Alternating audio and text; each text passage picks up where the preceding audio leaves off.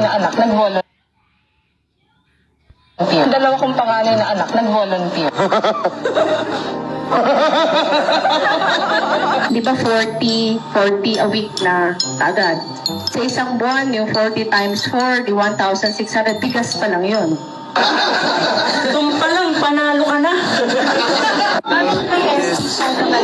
Baka daw galing Chinese pa na isda. Parang ginagawa mo sa tingin ko medyo insensitive siya dahil merong mga magsasaka tayo na-violate yung kanilang mga karapatan. Yung tatay mo ay mangingisda. Oo. Diba? Oo. Yung nanay mo, mangingisda din. O tumutulong sa tatay. Sa tatay, pero siya ang nag-alaga sa mga housewife. Tapos, bakit mo napagdaanan yung pagtitinda ng isda? Kasi yung family namin is about isda talaga. Follow up na rin po sa mga binabanggit po ni Mayor Isko Moreno regarding po sa patutsada niya about the intention of running, about sinasabi po niya na hindi naman intensyon tumakbo dahil galit kami sa kaaway namin. So, hindi daw makukuha ang solusyon sa pagpapalit ng kulay lamang. Your reactions to that po?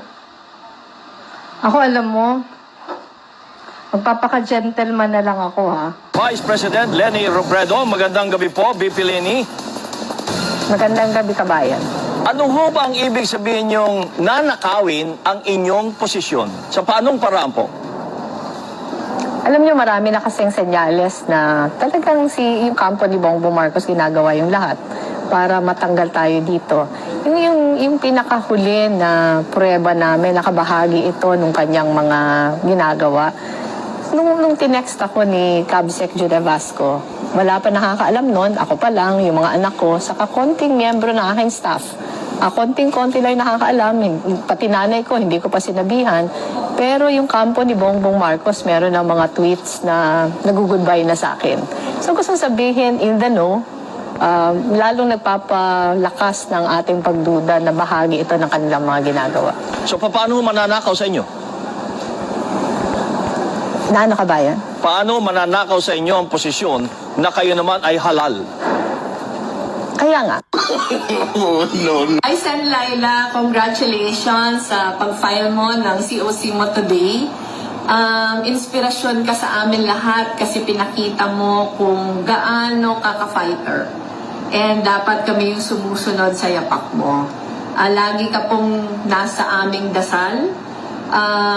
Excited na kami to see you back in the Senate. Katuwang namin ni Kiko para isulong yung mabuting pamamahala.